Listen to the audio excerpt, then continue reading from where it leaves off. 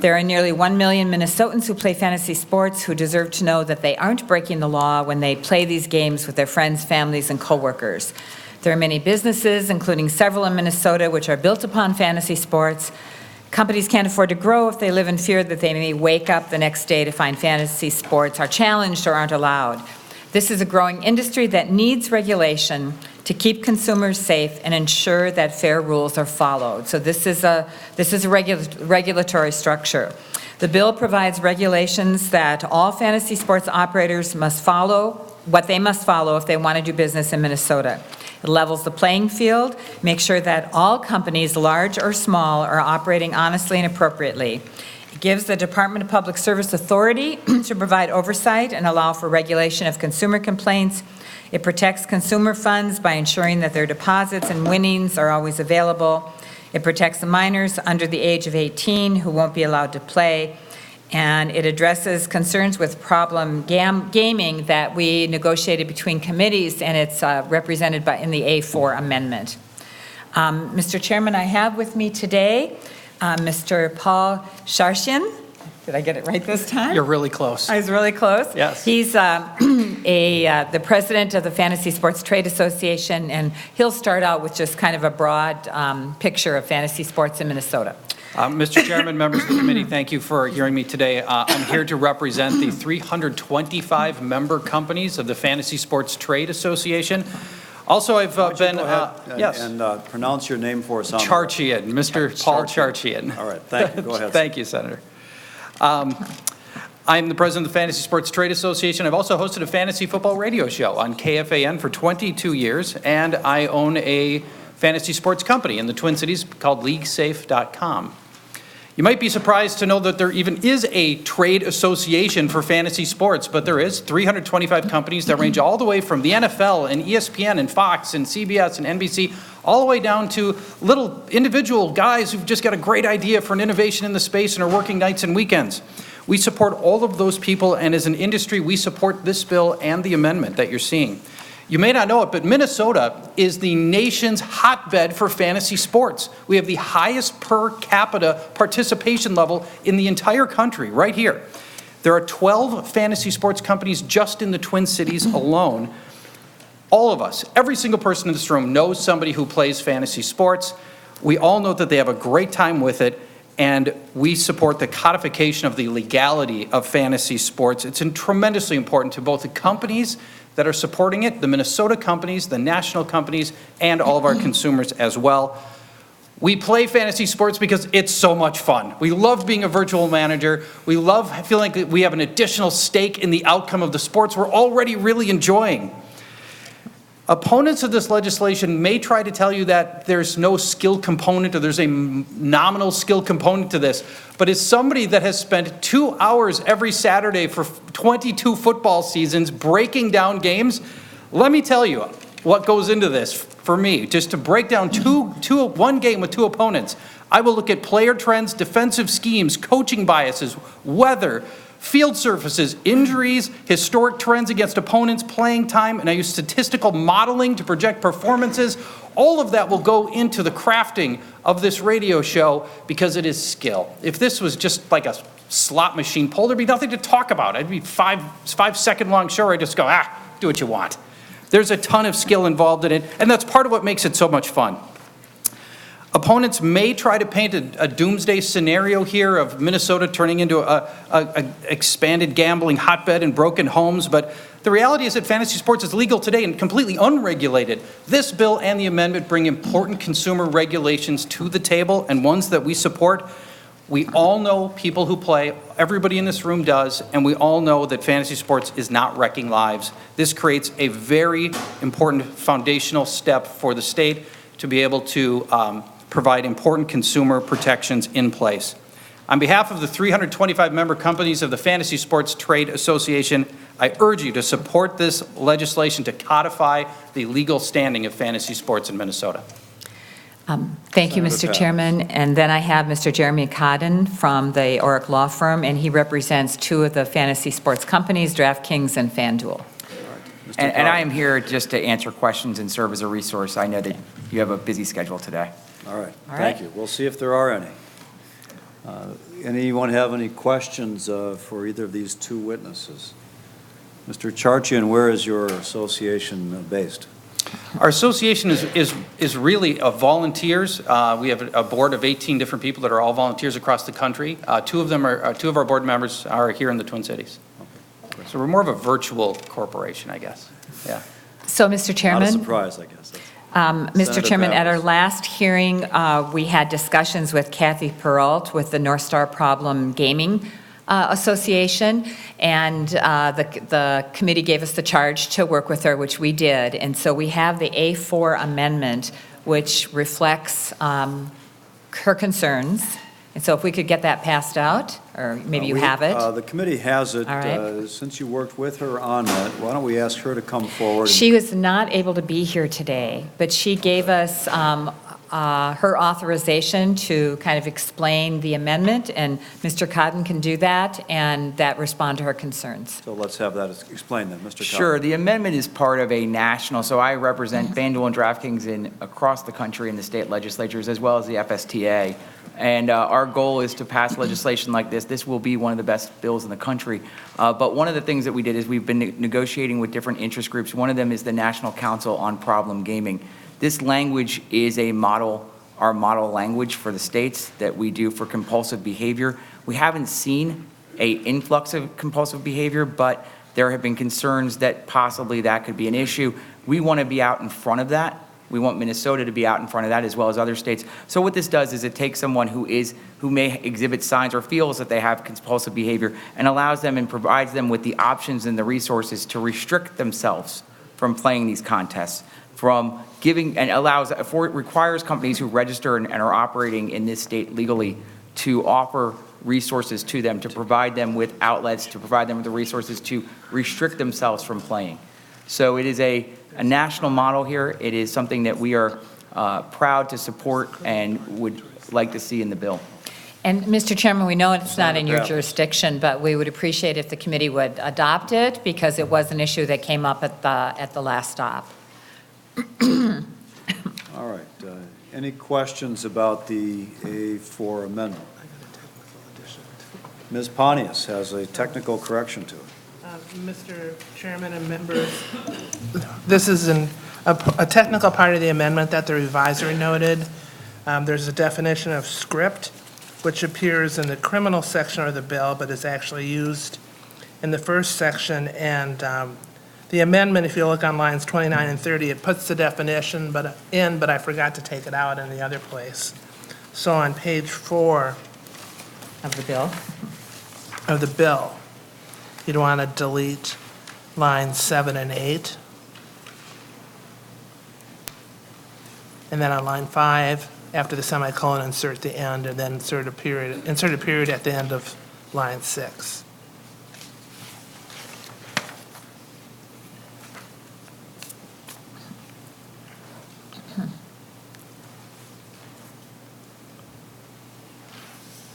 All right. Does everyone have that amendment? Senator Pappas, is that acceptable to you? That's fine. Senator Sharon? I'd be happy to offer the amendment with the amended language. Senator Sharon moves adoption of the A4 amendment as amended. All those in favor say aye. Aye. Opposed? Motion prevails. The amendment is adopted. All right. If Ms. Peralt is not present, I do have John Helmberger signed up to speak. Mr. Helmberger here? Come on forward, sir.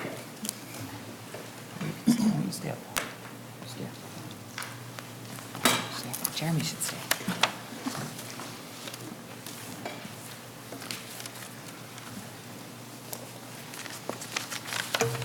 Welcome to the committee. Thank you, Mr. Chair. My name is John Helmberger with Minnesota Family Council, and I am here to testify against Senate File 3007, which would, in effect, legalize sports gambling online in Minnesota. Senate File 3007 is based on a legal fiction that, is based on a legal fiction, a fantasy, if you'll pardon the pun, contained in Section 4 that daily fantasy sports gambling isn't really gambling. Let's be clear, this bill legalizes a growing form of gambling. Daily fantasy sports betting is gambling because it includes the three essential elements of gambling: consideration, prize, and chance, notwithstanding the previous testimony about the skill that may be involved for some. But for every skilled player who wins, there have to be a lot of unskilled players who are taking a chance and losing. If it walks like a duck and quacks like a duck, it must be a duck. The fact that daily fantasy sports is gambling is understood by those in the gambling industry. The organization Stop Predatory Gambling cites MGM Casinos chairman Jim Murin, who said those who say daily fantasy games aren't gambling are, quote, absolutely, utterly wrong, end quote. He added, quoting, "I don't know how to run a football team, but I do know how to run a casino, and this is gambling," end quote. And CEO of the major sports book operator William Hill US, Joe Ascio, said, quoting, "You put up something of value, cash, to win something of value, cash. It's the classic definition of gambling. Any suggestion that fantasy sports is not gambling is the biggest bunch of baloney I've ever seen," end quote. Because daily fantasy sports betting is gambling, you have all the problems associated with gambling. It's highly addictive, which even the bill's supporters have acknowledged with the amendment that just passed.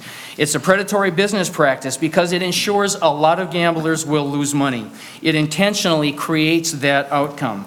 It's predatory because it preys on the unsuspecting, the poor, and those with gambling addiction. This form of gambling, online gambling, especially preys on poor and unsophisticated players who are taken advantage of by operators who are experts at winning by designing and using sophisticated algorithms to take other people's money. Experts point out the ultimate goal of daily fantasy sports is to legalize sports gambling. The University of Indianapolis sports marketing professor Lawrence DeGeris states bluntly, quoting, "Legalized sports gambling is the end game," end quote.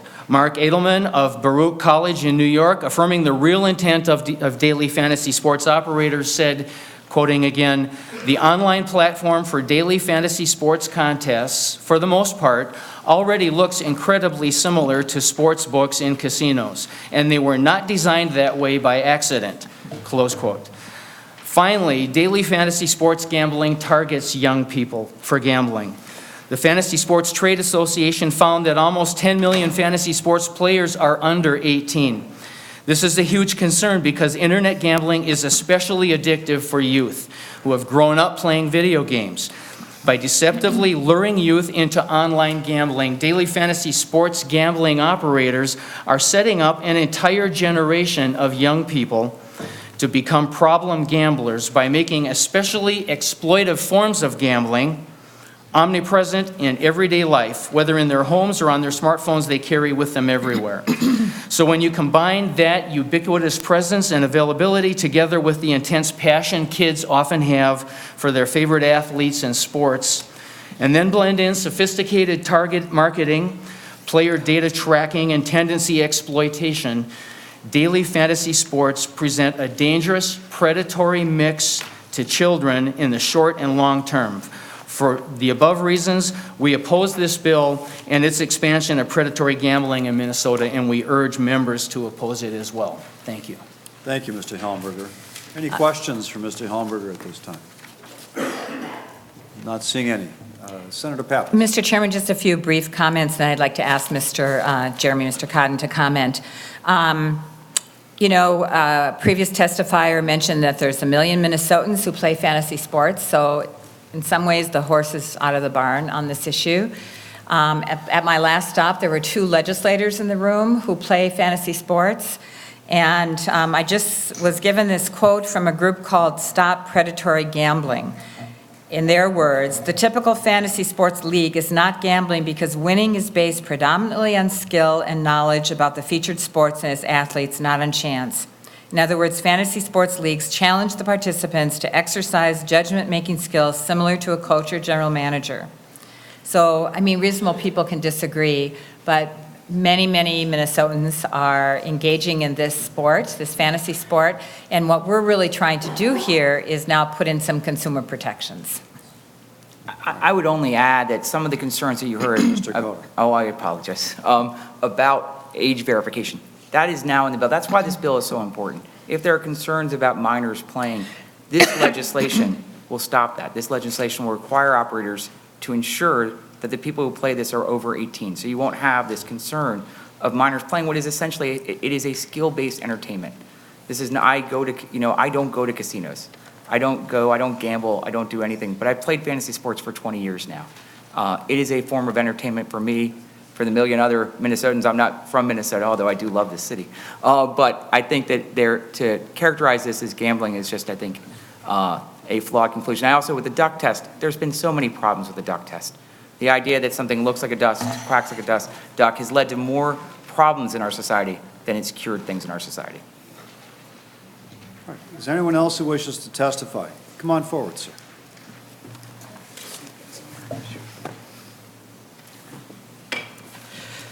Thank you. Mr. Chairman, Jake Grassel with Citizens Against Gambling Expansion.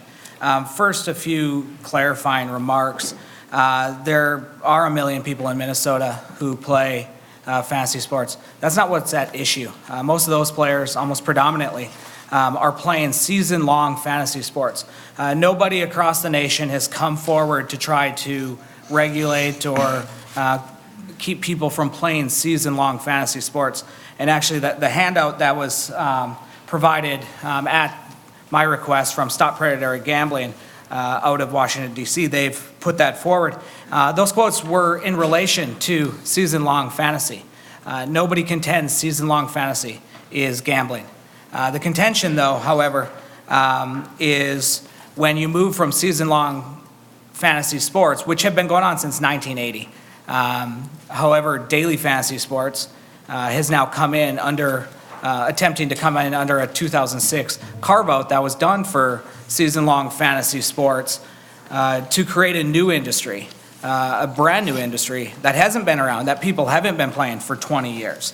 So what we're asking is that over about 16 states across the nation have either banned or are contending that daily fantasy sports is an illegal form of online gaming. And yet here in Minnesota, we're moving at breakneck speeds to pass a bill which some characterize as regulating, but rather is legalizing daily fantasy sports gambling. And we're asking for this committee and the state legislature as a whole let's put a pin in this idea.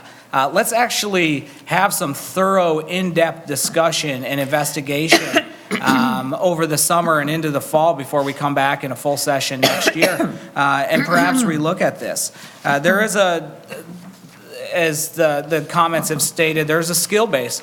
Sure, there is a skill base to fantasy sports. They talk about weather, they talk about field conditions, they talk about player picking. These same arguments in principle have been made to claim that poker, sports betting, horse racing are all games of skill and not gambling. I don't think any of us would think that poker is not gambling or horse racing betting is, or sports betting is not gambling.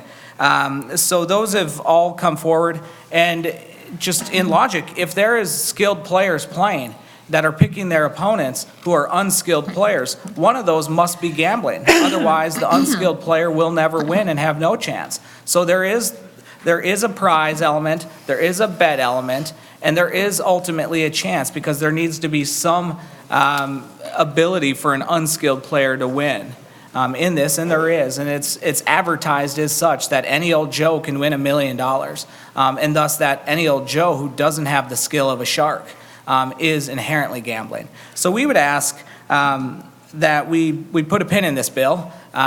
We have a thorough statewide discussion on its impacts. And as Senator Limmer pointed out earlier, this committee is tasked with removing any ambiguities in the law. This law creates a whole new industry that isn't fantasy sports, but it's called esports. So now we're going to be allowing a new industry to come up to bet on kids playing 2K16 Tournament of Champions or Legions of Doom contests. This bill does authorize that. And so I think we need to take a step back and have an in-depth discussion going forward. Thank you. All right, thank you, Mr. Grasso. Any questions for Mr. Grasso? Senator Pappas, care to make any other response? Mr. Chairman, I just want to say that within the game itself, there are ways to level the experience of the backgrounds of the more experienced players with the novice players. We are limiting it so that people under 18 cannot play. And I guess my final comments is that, I don't think it's a good idea to let these games go unregulated anymore. I mean, I think they will continue to expand, that more people seem to be enjoying pretending to be a coach, and that at least if we put some regulatory structure, we can prevent things like employees of the companies are not allowed to also engage in the game. We can put some restrictions in to try to keep the industry more honest. I would note some of the national news on this topic did indicate there were some employees that were participating or using information before it was public information. Right. So those are already noted abuses within this field. Senator Newman. Thank you, Mr. Chair. Mr. Coden, am I pronouncing It's that? actually Kudon, but that's okay. I can go back. Kudon, okay, I'll do better next time. No, it's not. It's my fault. Two quick areas I want to talk about. I don't know if you have a copy of the bill in front of you or not, but on page 2, subdivision 3, registration, do you see that? I do. Can you give me a little better idea what is involved with registering with the Commissioner of Public Safety? Is there a fee involved? It is just an automatic registration? Is it a licensing? What is it? It's not a license. I Mr. think Kuda. we've done this in Virginia as well, a bill that passed that was similar. Essentially, it's saying that we are registering the state. I imagine that the department will have a form or a registration form that we'll have to comply with or fill out. But it'd be almost no different than registering to do business in the state. But as you register, you're also certifying that you're going to comply with these obligations here. Okay, So that's my understanding, and that's how it's happening in Virginia. Mr. Chair. Senator Newman. Thank you for that. And then the next one, under audits. Looks like an operator is going to have to hire someone to conduct an audit and provide that audit to the Commissioner of Public Safety. And the audit has to be consistent with standards that are going to be established by the Public Company Accounting Oversight Board. First question, are the standards in place now, or are they to be developed? That's my first question. I believe the Mr. standards that the standards, the PCAOB standards are a federal framework. It already exists, those standards of what an audit would be that complies with the PCAOB. With that said, I think that what you're going to see, because there's already 2 states who have passed laws similar to this, maybe not as robust or as good as this bill, but there will be probably 10 to 12 states this year that pass legislation that the audits will all be done for all of those states, as opposed, you'll have a national audit that's essentially done. Mr. Chair. Senator Newman. Thank you for that. And perhaps if these are standards that have been adopted in other states, you could at some point get us something to look at, maybe even a summary, just so that we know or have a better idea of what these standards involve. Then my last question then is the Public Company Accounting Oversight Board. I must confess I'm not at all familiar with that. Is that an entity that currently exists? Is it an entity that we are forming under this bill? What is it, sir? Oh, no, it's a national, so Mr. essentially Kuda. I apologize. I keep on jumping ahead. I'm so quick to answer. So what it is PCAOB is a federal entity that is done for independent auditors of companies, of public companies. So the Ernst & Youngs, the Deloitte and Touches of the world, we're required to follow standards when they do independent audits. So all the PCAOB does is it sets forth auditing requirements to ensure that audits that are done of any public company, and when I'm talking like accounting audits for your 10K or your quarterly reports are done appropriately and under a set of guidelines. Those same requirements would be used here. So it's not a new entity, and the standards are standards that exist right now. It's simply instructing the company that does the audit that they have to meet those standards. often that means they can't also consult for the company that they're auditing, other requirements like that. Thank you, sir. Thank you, Mr. Chair. Senator Hall. Thank you, Mr. Chair. Senator Pappas, I did notice that this is under the Commissioner of Public Safety.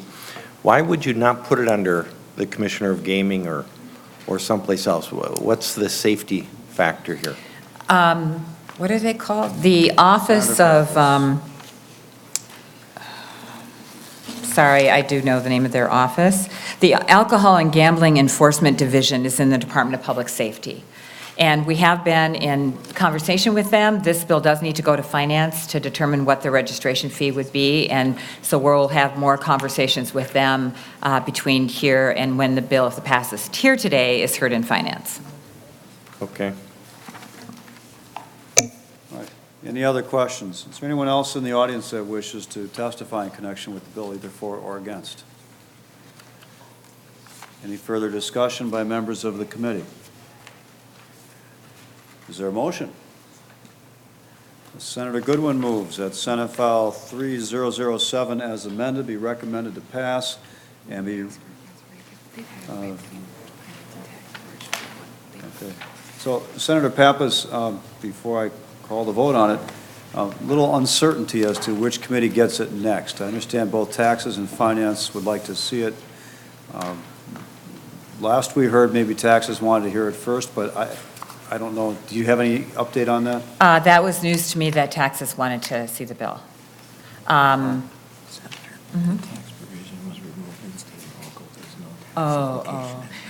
Senator Latz, I'm just informed that the tax provision was removed in state and local, so there is no tax provision in it now. So I would recommend we send it to Finance, and then I can explain that to the tax chair.